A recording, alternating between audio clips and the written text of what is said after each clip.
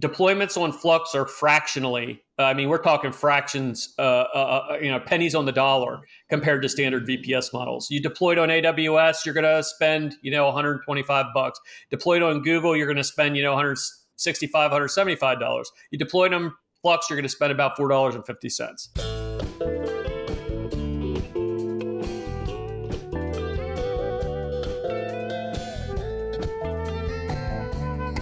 Daniel Keller, welcome to the What Kind of Internet Do You Want podcast. So glad to have you today. I'm super happy to be here. Thanks for reaching out and inviting me on. I look forward to chatting. Well, before we dive into your project, we'd love to just get to know a little bit about you. Can you give us a brief introduction about who you are and, why you work in Web3? Well, so I come from 25 plus years as a chief information officer. So I missed the .com boom by about that much. So, all of a sudden, as I'm kind of starting coming in and learning about blockchain and cryptocurrencies and things like that, we kind of knew there was going to be a huge demand for decentralized compute. So I basically put my career on, well, I didn't put it on hold. I changed it. I call it my legacy project. This is what we're working on now. But I come from technology and healthcare mostly, and actually one of the very first versions of the product that we started to build was around electronic medical records. So, but we realized there was so much more out there to do, and that's kind of how Flux was born. Oh, wow. Okay. So medical records, I think, is one of the most difficult areas to work in technology in some ways. Yeah, because of that kind of intersection of regulation and tech kind of don't always align. Yeah. Give us a high level overview of Flux. How would you explain it to a non-technical friend? Well, the easiest way to really kind of explain is just say we're AWS in the blockchain. So we're a technology-based project that happens to have a blockchain. We use that for both two parts of our network. We have our mining side, which is a fork of Bitcoin. So we have miners that transactional validations consensus mechanism. And then we have our node operators, 13,000 plus enterprise nodes all across the world. They run front ends, back ends, dApps, WordPress, websites, you name it. You can do it on what we call proof of use of work. So our goal was to fix one of Satoshi Nakamoto's greatest quandaries, and that was, what do we do with all this additional compute resources from proof of work? The idea behind Bitcoin is rock solid, and it's one of the most technologically sound projects out there. So what we did is we used that as our backbone, and that's how we kind of built Flux. So Flux really looks like Bitcoin with its node network on top of it. It's useful proof of use of work node network. And basically, if you can Dockerize an application, and maybe I'm talking to your Web2 folks out there. If you can Dockerize an application, you can deploy it on Flux. There's no, we're agnostic to code language, whether you wrote it in Python, Java, JavaScript, whatever. As long as you can get it to a Docker, you can deploy it on Flux. And our goal is to basically erase the barrier of entry for Web3, which in my book is infrastructure. So awesome. I think, because you hear a lot of people talk about Web3. What is it? Is it NFTs? Is it metaverse? Is it fintech? Is it DeFi? No, it's infrastructure. And that's exactly what Flux has been set up to do.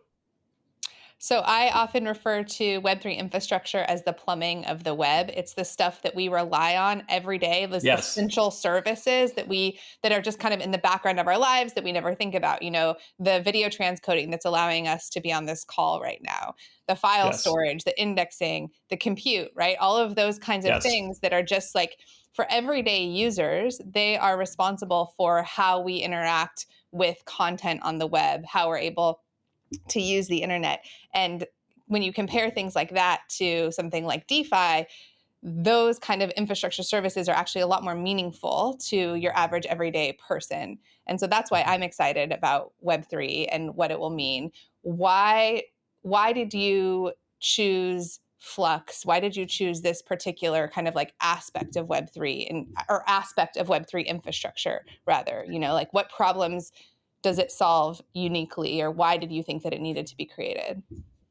Well, I think there's a couple problems that it solves. I think the biggest glaring one was Flux is about 5 years old. It's 5 years old.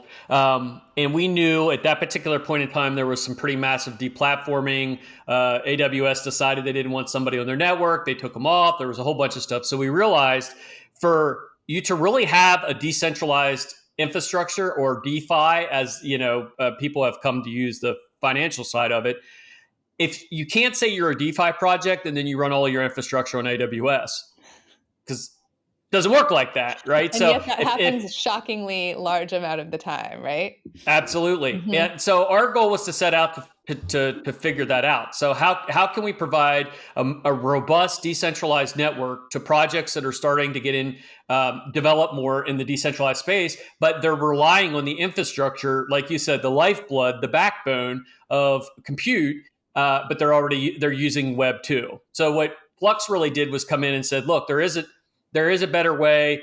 And it's through deployment on our network. So, we have all the major blockchains running on it, whether it's Cadena or, Haven or Algorand or all these other ones. They're running their infrastructure on there. So a lot of their node networks run on there, and it's completely decentralized. And that's huge. So for us, for our project, is we're not the bright and shiny. We're not the shiny monkey pictures or the crazy goggle metaverse, whatever like that. We are a pick and shovel play on infrastructure. So we are what Web3 really is, and that is a decentralized compute ran by regular everyday people, providing enterprise grade infrastructure and allowing people to tune up all of their infrastructure in one spot. So it's a win-win-win across the board. Awesome. Okay, so let's get into some of those technical details now for the more technical people of our audience. Do the people running nodes for you have specialty hardware? Yes, absolutely. So they have to meet our benchmark, which is our enterprise grade benchmark. So you have to have, upload speeds, download speeds. You have to have, processor speeds. So you can't run just any crappy server that's sitting under a desk somewhere. It has to be high end and it has to be enterprise grade.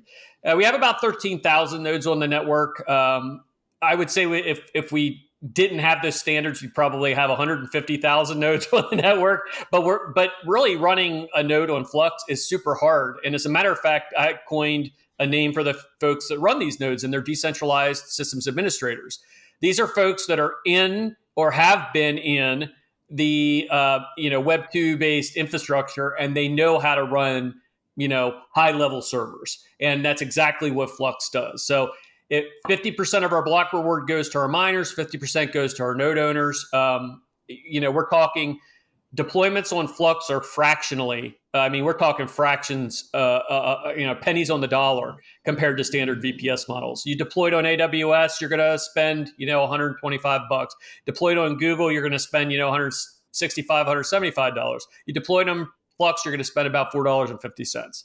And we can do that, and we can be extremely, extremely competitive because those compute resources are being supplied to us by the people that are mining the project and running node infrastructure. And they're being incentivized with the Flux asset itself. So basically, they're providing the compute, and we're getting it out. Peer-to-peer compute, that's really what it comes down to.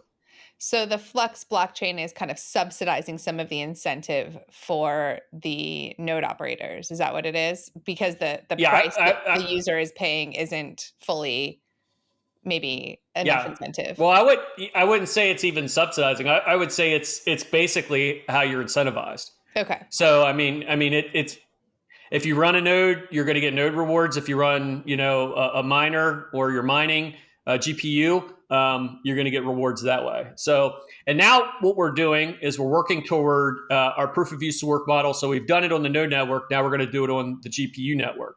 There's millions of GPUs that are running all over the world, and they're hashing on different projects, every single GPU project out there. Proof of use to work will allow all of those cards that are out there hashing on these particular products to leave the chain, come to a marketplace, and basically allow people to buy your compute resources. So we're tapping into, we call it run till death compute, because we believe that everybody should have the ability to go out and, play with AI or, have a very fast rendering process or whatever. So by us having this marketplace, you now have one place to go for deployments, front ends, back ends, web servers, WordPress. And then you also have your marketplace for your AI, your rendering, your edge compute pieces. And they're all tied together in a decentralized network, which is awesome. So, I mean, that's what really makes us different than any other product out there. Okay, I definitely want to talk about the proof of useful work some more, but before we do, tell us about how you are different than other projects. Like, I'm pretty familiar with the cache. I know there's quite a number of other, decentralized compute protocols available. How is Flux different? Well, a cache is really more specifically for compute resources like, let's say A100 cards, graphics cards, or something like that. And they do have it's not necessarily decentralized, but they have what's the word I want to use for it? They have a compute resource center. So you could absolutely see a cache and Flux working together because we're basically able to pool resources into one marketplace. I would say the thing that sets us apart from everyone else is we're looking at the base level of infrastructure. So we're not necessarily looking at oracles. We're not necessarily looking at rendering. We're not necessarily looking at AI. We're looking at the fundamental underpinnings of all of that. And there will be other products. As a matter of fact, Greg Asori and Akash just came out with their GPU rental. I think it's 10 days it goes live. I absolutely could see that in the Flux marketplace. And, there's absolutely symbiotic relationships between these products. So I always tell everybody, we don't have competitors, we have opportunity. Because if we want to get to the next level of the internet, if we want to have a truly decentralized, scalable, people-driven network, we're going to have many players in the space that are going to have to provide all kinds of different options and abilities. So, I would say we're probably the biggest thing for us is we're proof of work. So we're not a proof of stake token. We didn't mint 100% of our tokens from day one. We actually are completely decentralized, fair launch, no VC, no outside funding. This was, bootstrapped by the founders in the community, and we built it up from the ground up. So I would say when you get down to brass tacks, if you're looking at decentralized, we are the right on for decentralization. Okay, awesome. I love that that idea. It really harkens back. So I've been in wasn't called Web3 at the time, but let's say the Web3 space since early 2014. And there was a lot of talk of co-opetition in those years, right? That we needed to collaborate, absolutely. And also that the competition between us would just kind of help to lift all boats, right? That we needed to collaborate, and that the just kind of like friendly competition would just make us all better players.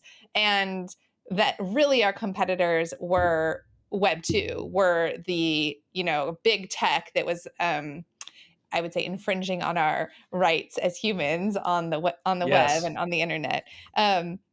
So I love that. That's awesome.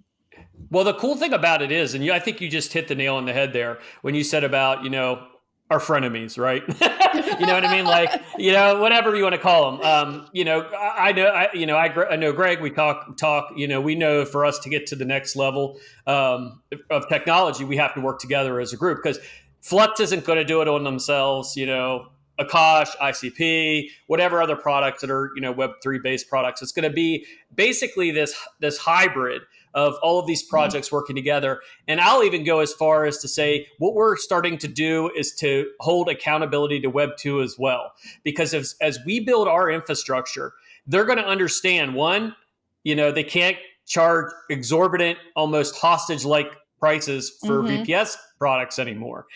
So we've partnered with Lumen, OVH, other major players in Web 2. Why did we do that? Because they're forward thinking, and we don't look to necessarily supplant Web 2. We look to augment Web 2.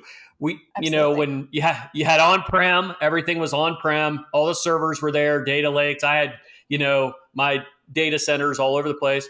And then along comes Web 2. And, oh, wait a minute, a cloud? Where's the cloud? What is the cloud? Where's it located? Can I see it? Can I feel it? Can I touch it? And it took a period of time for people to start really warming up to the idea of allowing someone else to basically host their data. So now we're on the precipice of Web3, and forward-thinking Web2 companies like a Lumen, like an OVH, understand that they can align themselves with Web3, and now they can provide both products to their customers. So, there'll be a time when you onboard with Flux, and it's going to ask, hey, would you like to deploy some of this in Web2 and then load balance to Web3, or would you like to deploy everything in Web2 or Web3? I think as long as we don't have to change our ethos or our focus on decentralization, scalability, freedom of data, so on and so forth, we're more than willing to work with anyone out there in the space. Maybe not Amazon, or maybe not Google, but you know what I mean. No, absolutely. I think it's essential, frankly. We need bridges from Web 2 to Web 3 because Web 2 is where all of the people are. And they're not just going to sort of magically appear. It's not an if you build it, they will come, because they have to find their way over there. And it has to be as easy as Web 2 right now. It can't be as complex as it is right now for your average user, right? So let's talk a little bit more about proof of useful work. I'm a huge fan of proof of work, just to say that up front. So that's good. I like to hear that. Yeah, right. We agree there. But I remember even I think before proof of stake, people were talking a lot about proof of useful work.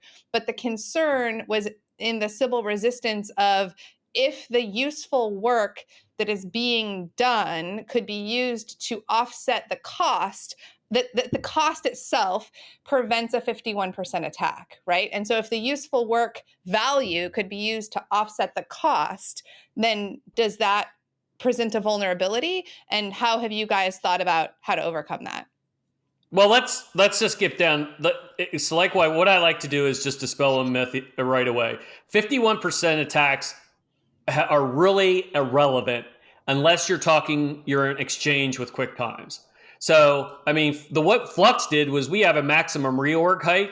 So if we're being attacked, if it gets up to 30, it just kind of shuts down that part of the chain. Okay. So, in the value of attacking it, you can't go to an exchange, because really that's what happens. You have to have somewhere to spend that 51%.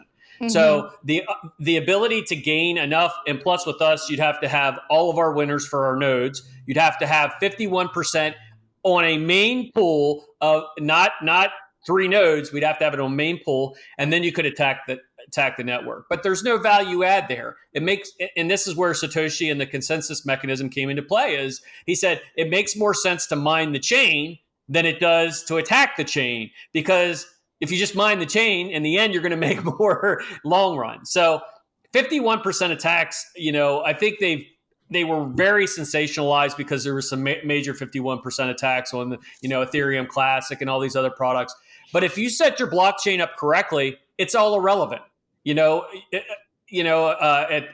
you have the exchanges set their confirmations above your maximum reorg, you're good to go.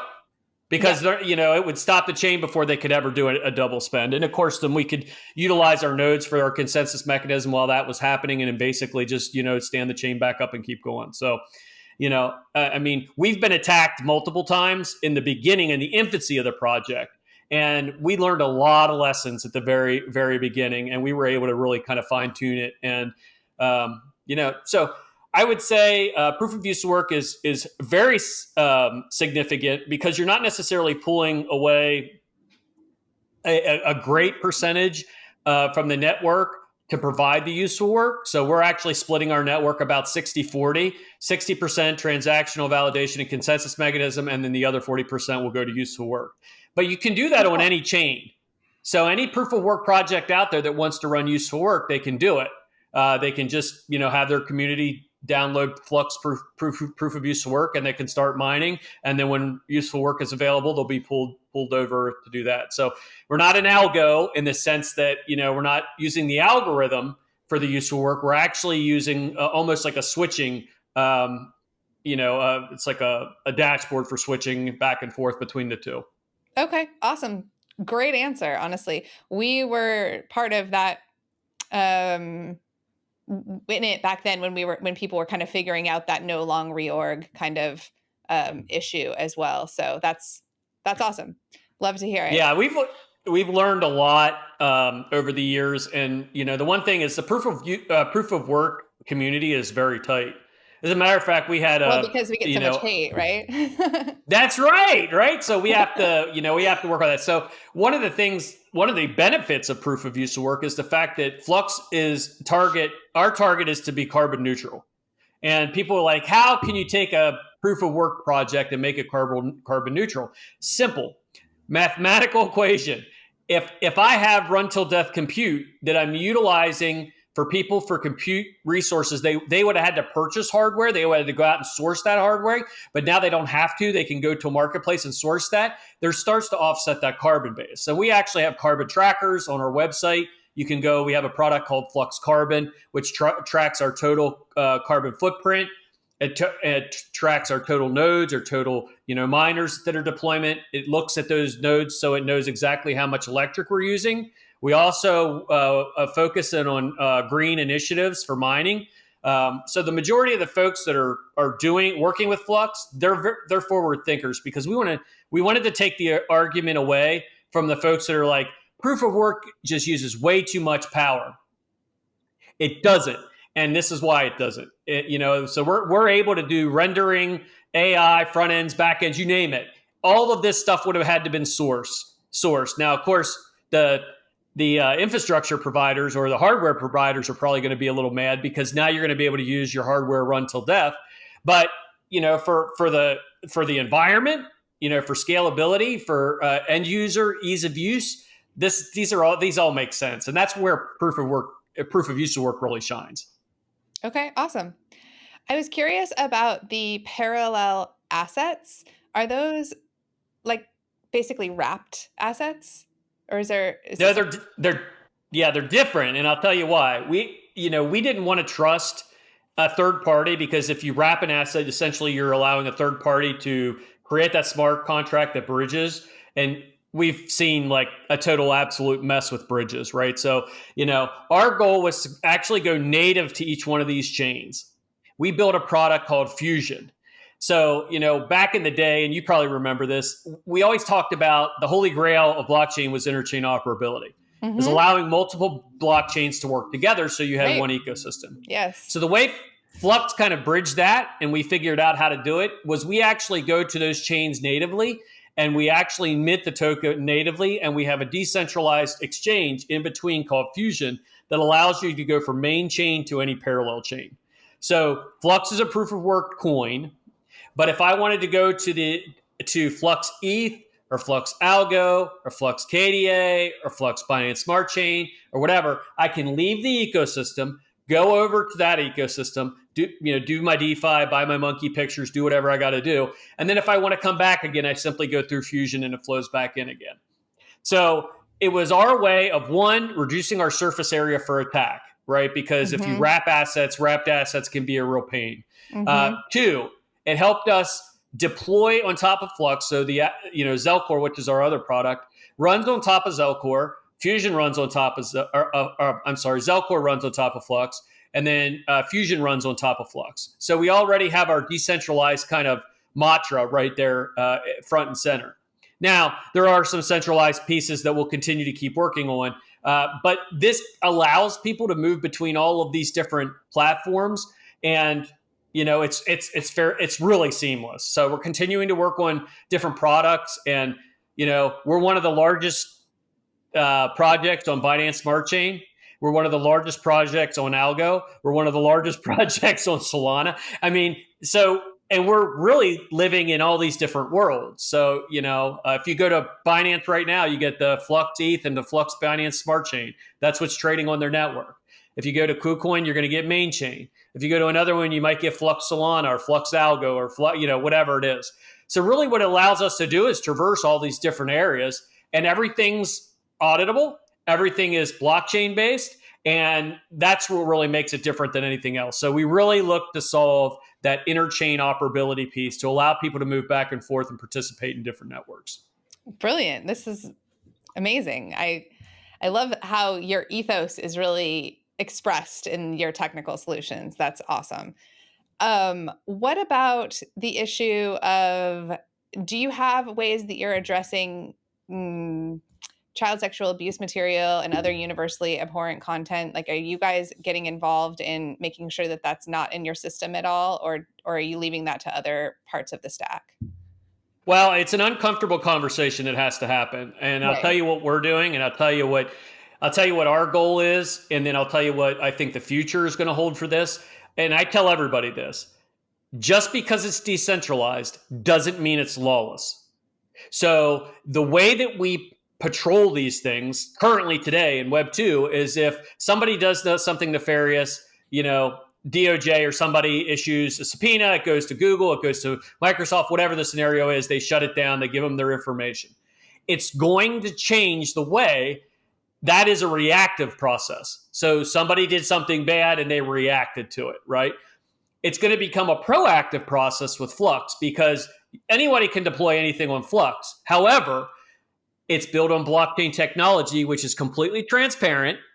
It has a pseudo-anonymous ID that can tie back to you, absolutely. So if you're deploying something on the network, sexual material or something like that, you're going to get found out. And you're going to have products like Chain Analysis and other folks who are going to build basically the front ends and back ends for these things to start scanning these things. If for 1 minute you think that you can deploy something like that and get away with it, I mean, go listen to what is it? Traces in the Dark, I believe it is. It's the story of Chain Analysis and when they tracked down the Silk Road.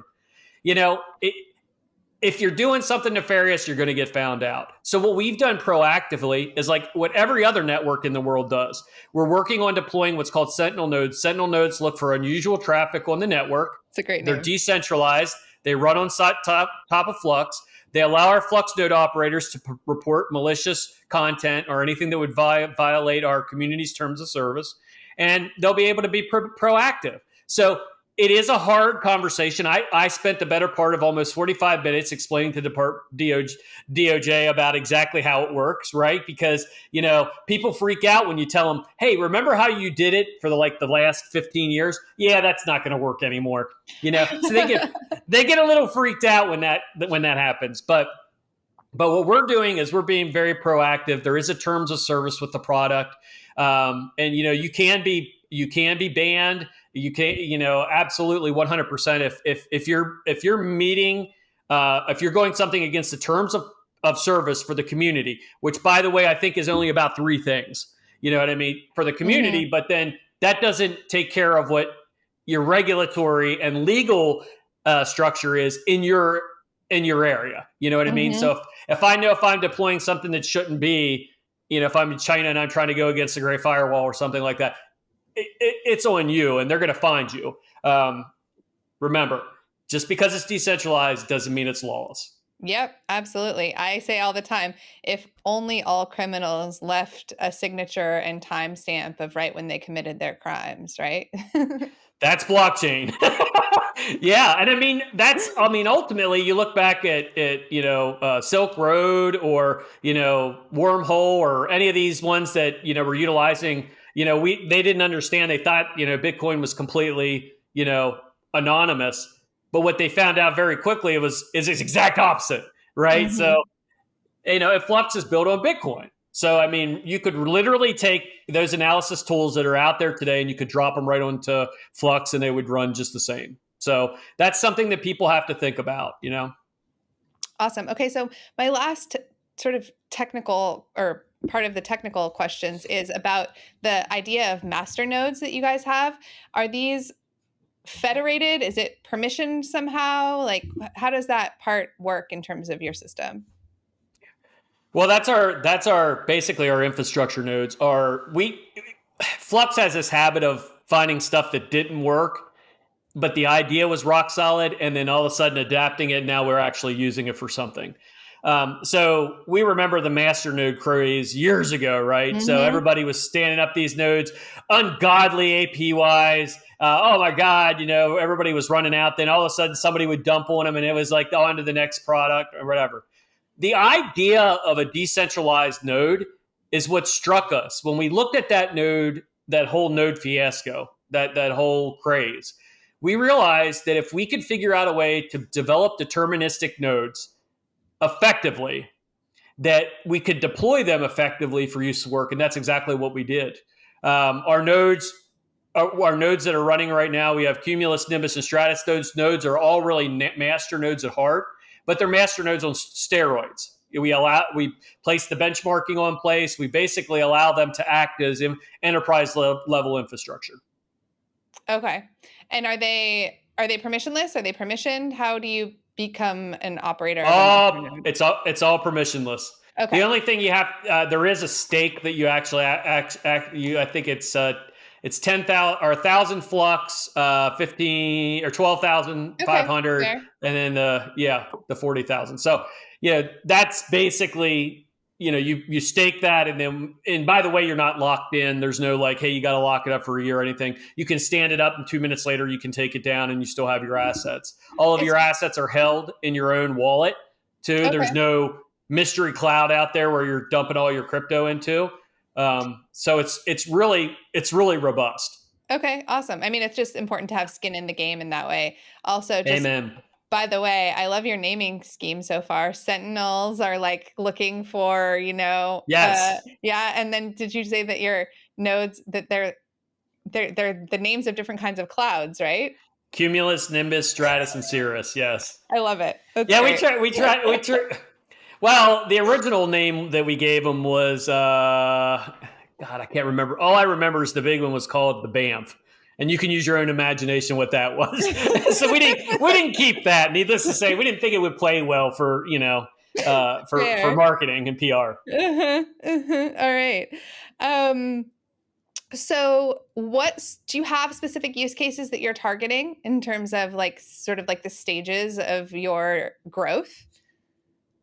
Yeah, so I think we have really two different types of demographic. I think we're looking at our enterprise folks who want to cut down on their technology footprint and cost. They don't want to lose necessarily their growth model or their scalability, but they want to cut down on the costs of the overall IT. So enterprise-based infrastructure, and that can go in tandem with Web 2. That can be, cost reduction for websites, for front ends, back ends, whatever it is.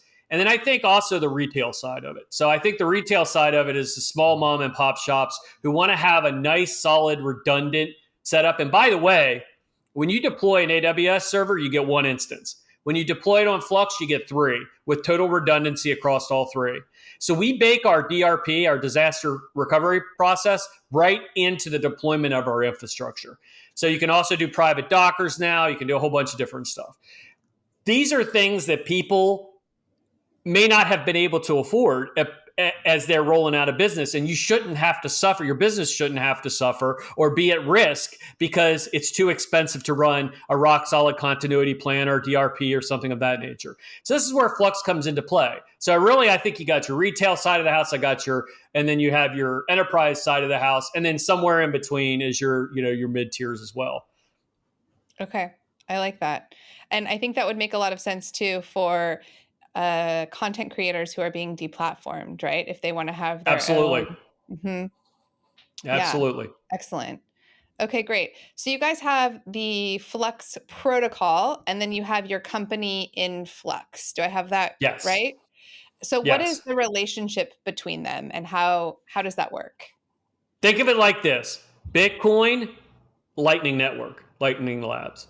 So Flux, the open source, available to everybody, community-based blockchain cryptocurrency. Influx is the parent company that designs IP, it designs applications, it designs all kinds of things that lay on top of that Flux infrastructure. So you think about us as instead of Lightning Labs is looking at scaling, so they're looking at all these different channels and so on and so forth. We're not scaling, we're building out and scaling the actual network itself for deployments. So two different parts. One is open source, it's owned by the community. It's basically, like Bitcoin. And the other one is the parent company where all the co-founders reside, and that's where we build a lot of the IP that we deploy on top of Flux. Okay, that makes sense. And you said that you didn't receive any VC funding. So did you do some sort VC of funding. Like ICO type of thing? Is that how you got your initial funding? No ICO, no IDO, no whatever DO, no, you name it. We did none of that. We bootstrapped it and we developed it from the ground up. So we we got together a bunch of technologists and we created the chain. And as we built the chain out, all of us ran infrastructure and we basically perpetuated the network. So it really, in the end, it worked out perfectly because we're not beholden to anybody that can come in and arbitrarily decide to take over. Our motto for the project is "Don't be evil again." And if you know, you might know what that means, right? The "Don't be evil" was a knock that Google did against its competition because it was doing evil things. Well, we built Flux so it could never be evil. It is completely open source. It is completely community driven. It is completely permissionless. And that is unbelievably important because if somebody came to Dan and said, Dan, we're going to give you $1 bazillion for Flux, it wouldn't matter. I couldn't do it. And we did it that way on purpose because that way no one would ever be tempted to basically sell out the project or sell out the community. And that's the great part of it. So, and that's the way I call it my legacy product because I want to leave it to my kids and their kids and their kids. And hopefully they'll have some semblance of security and privacy, own their own data, be able to deploy without, not worrying about being censored or, having some, heavy-handed government come down on top of them, if they are given their opinions. So I think it's more important now than it's ever been. I think this is absolutely the time that we were supposed to be here. Absolutely. That completely makes sense. And it's so important, like you said, if there is a single central point of failure in your network design, then it can be leveraged. And I think that what people forget is that doesn't necessarily have to be a technical central point of failure. It can also be like a social central point of failure. Absolutely. If there's a person that has some sort of access or control. That's excellent. I always tell everybody, I said, if Dan got hit by a bus tomorrow, and hopefully I don't get hit by a bus tomorrow, but if I do, the project would keep going. Anyone on the team could leave, and they won't because they're very dedicated. We've got 60 plus, almost 70 people working on the project, and all of them are there for the exact same reason, and that's to build something great. We have a rule with Flux. That's the only project you work on. You're not allowed to work on anything else. You have to stay on Flux. And people do that because they're part of something and they're part of something great. So, wow. Having any central entity, including myself, any person that would have the ability to affect the direction of the product is exactly what we're going against. We don't want to have that. So Dan could go rogue and all of a sudden, come up with crazy ideas, but it wouldn't matter. The chain would go on, the nodes would go on, everything would go on, and Dan would just be yelling in the wind, which I do anyway, but nobody. So that's a huge team. What is your business model? How is your project funding itself ongoingly now? Well, most everybody on the project is running infrastructure. So they're running nodes or they're mining or they're participating in the ecosystem. I call it mining with your mind. So we do have revenue. We are revenue neutral. We bring in enough Flux that basically covers the bills every month. Okay. And we're keeping our prices so low. We're actually using like a Linux distribution model for the model. We're keeping the prices so low so that the adoption curve continues to do that parabolic move. So, some people are volunteers. Some people are, paid developers. Some people like myself, we just hang out and they let me do work on the project. But yeah, it looks a lot like a conventional business model. It really does. We're a lot closer knit team. I was in the corporate world for, better part of 25 years. And, I've never worked with a team like this ever before. They care about each other. They want to see the project successful. We're in the middle of a bear market, and we've dropped more updates than we've ever dropped in the project ever in the history of ever. We had 371 GitHub last month. 371 GitHub whatever you call it, deposits or whatever the hell it is. Yeah. Commits. Thank you.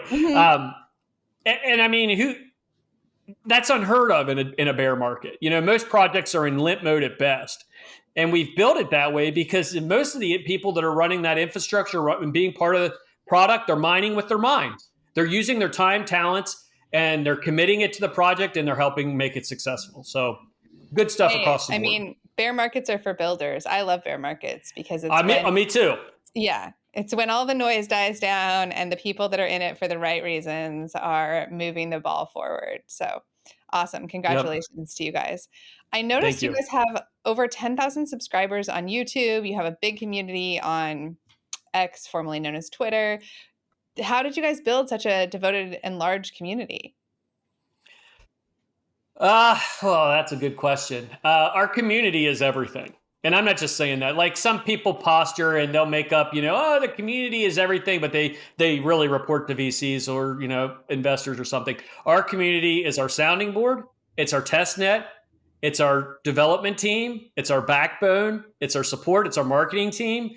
So really, these folks all gravitate toward Flux because what's the old adage in investing in stocks? You invest in the person, not necessarily the project, right? So you find somebody who has a good idea and you invest in it. Our community has found that thing, not necessarily a person, but a project that they believe in, and they invest in that because they want to see it successful. So I would say the biggest thing is community management. We have a wonderful chief marketing officer. We have a wonderful marketing team. I am very available in the community. I'm everywhere. I work with almost every single blockchain project out there at some capacity, trying to help them grow and develop and deploy on Flux and so on and so forth. So I think the big thing too is to be honest and understand you have personal capital that you gain throughout these projects. If you gain your personal capital in an up cycle, but you spend it in the down cycle, in the end, you're empty. So I build my personal capital, and everybody else on the team does as well, in both up cycles and down cycles. Because if Dan can show up when we're getting our butts kicked and maybe something's not working right or whatever, if I can show up and be as regularly available as I am in an up cycle, when everything's going right, number go up, yay, everybody's champions. No, you show up in the down cycle, you build that personal capital, and someday down the road you can spend it when you need it. Maybe I asked for forgiveness because I bricked some nodes or something like that with an update. but again, you show up every day like it's the first day you got to that, and the first day you discovered it. Like the first time I read that Bitcoin white paper, it's like that every single day for me, and it is that way with the community. That makes sense. You have really good energy. I get that. That totally makes sense. So you said earlier that there was this period of time in the Web3 movement where we were all really into working together, right? That everything would be Yes. interoperable. Mm-hmm. I'm wondering, not if you have specific prescriptions for what the standards should be, but if you have just sort of some ideas about what areas we need to create standards so that we can actually get back to that interoperability. Yeah, absolutely. The number one question I get is from anyone is, how do I become a Web3 developer, or how do I work in Web3? The good news is we're not recreating the wheel here. Yeah. So what we've done is created a standard, and what other projects are doing, the Akashas of the world, so on and so forth, they're creating a set of standards that aligns together, and we're actually using the Web 2 infrastructure as our template. So we're saying, what has made Web 2 awesome? Well, it's easy to use, Mm-hmm. it's fairly readily available, it scales effectively, so on and so forth. Okay, now how can we translate that over to Web 3 so it just feels like what they're doing in Web 3, and then they just are Web 2 and they move to Web 3? So there needs to be like this almost like this hybrid scenario between both of them. And the other thing is, and what I tell everybody is, if you want to be a developer or you want to work in Web 3, you're already doing it. If you're coding, keep coding in the language that you're coding in, and start to learn how to deploy it into Docker and deploy it on Flux. Or whether you're using Kubernetes, we can do that on Flux as well. So these are all pieces that, we're not going to make them relearn everything. It's not some, the leap from on-prem to Web 2 was huge. The leap from Web 2 to Web 3, not huge at all. So, our goal is to make sure that we align that set of standards that you're talking about with the standard model that already exists. But we're going to augment it on the backside so that the users are using it.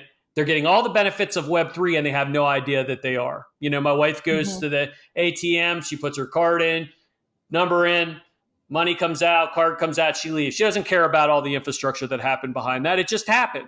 And for us, our success will happen when individuals deploy or they stand up a website and they have no clue what Web3 is, but they know they're getting a great deal, and they know that it's decentralized, they know that it's scalable, they know that it's backed up.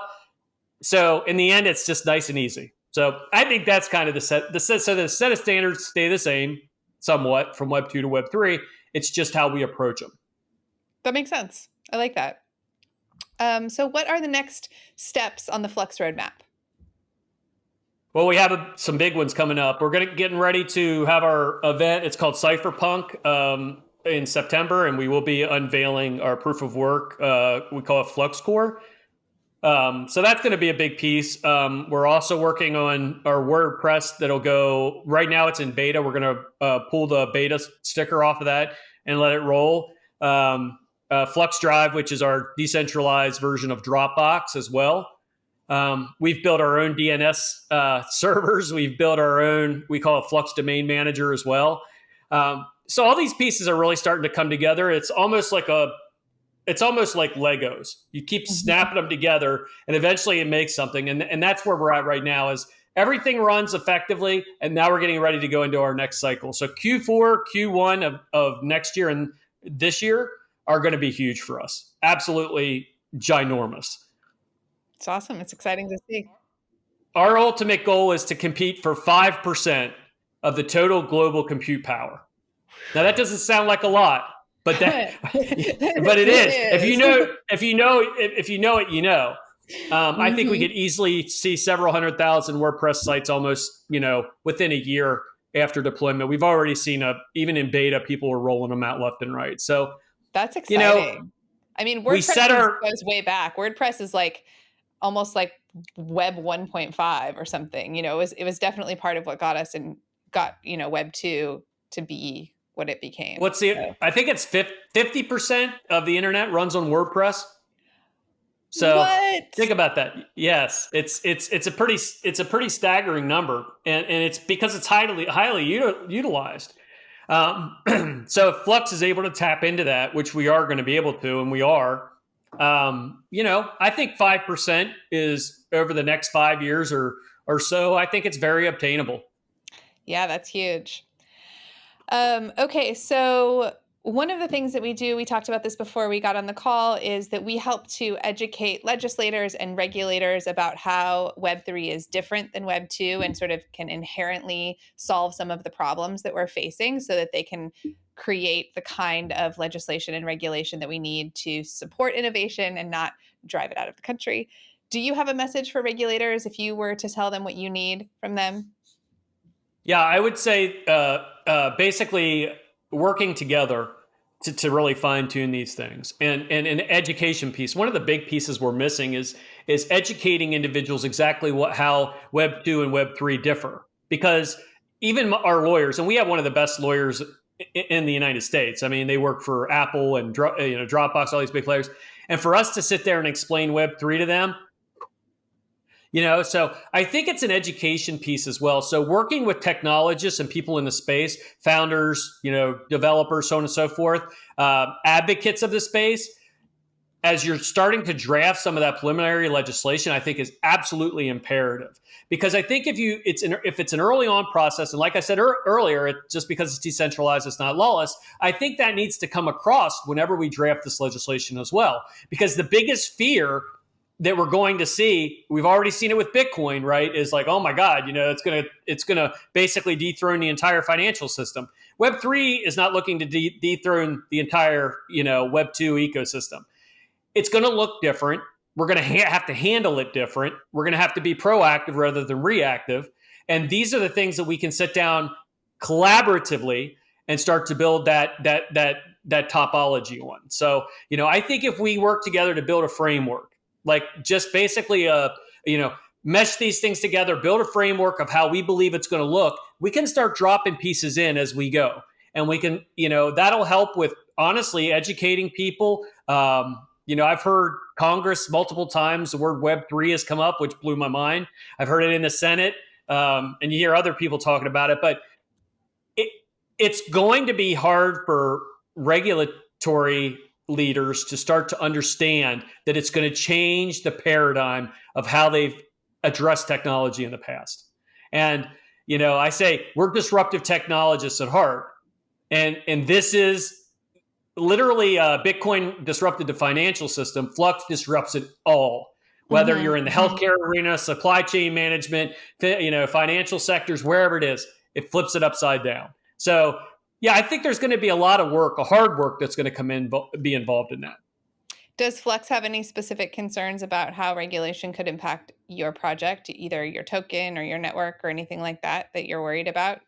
The SEC, Well, we've been Howey tested multiple times, and we've failed the Howey test, which you want to fail, by the way. So being a proof of work project really helps us align well underneath the the Bitcoin big brother scenario. I think the biggest thing for me from a regulatory standpoint is the concern we're going to get looped up with these big tech companies, because I think we're already starting to see an initiative to start to curtail some of these big tech companies and control them. And that's coming directly from our government. You can't do the same control pieces to Flux that you could do to a Google or an Amazon or a Microsoft Azure. So I think we're eventually, and I tell everybody, I said, be ready for it. They're gonna, first they laugh at you, then they fight you, then you win, so on and so forth. I think we're going to get to a point where they're going to fight regulate you. And then they regulate you, right? So, the one thing about Flux that, and it's very hard for people to understand, is the fact that it is completely agnostic to regulations. I mean, it has to be proactive from whatever government or a regulatory arm wants to go after it. I mean, it does change how we do things. So big and slow and clunky, like we've done in the past with, regulation stuff, that doesn't work with this. So, and if the U.S. doesn't get their shit together, and I'm sorry I cussed, you can bleep that. If they don't get their stuff together, right, they will be bypassed by Web3, which is going to make DeFi and fintech technologies look like child's play. So I'm hoping that we get somebody like a Vivek or an RFK or somebody in the White House who starts to champion some of those things. But I don't know. We'll see. We'll see what comes away. But I'm used to being pretty darn flexible when I had to be.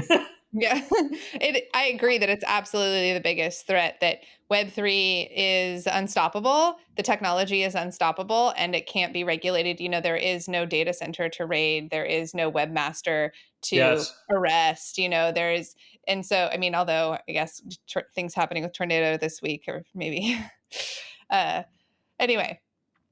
Well, the thing about it is that's silly.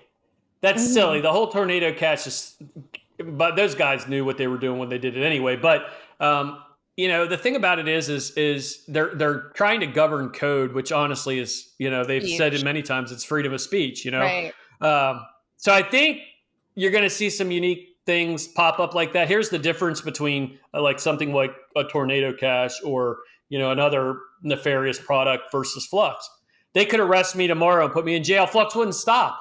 There's no central body or central entity they could take the entire team and put them away. Wouldn't matter. Next man up. So I would rather work with regulatory, find good common, ground, and be able to assist with our growth models than fight them the whole damn time. You know what I mean? Well, and keep Web3 here in the US. I think that's the biggest threat that we're facing right now, is the potential of losing this enormous sector, to another more regulatory friendly place. Well, this has been fabulous. Where can people find you and where can people find your project? Absolutely. Come visit us. It's runonflux.io that runs on Flux. You can also see us online at Twitter at runonflux. If you want me personally, it's at DAK_Flux.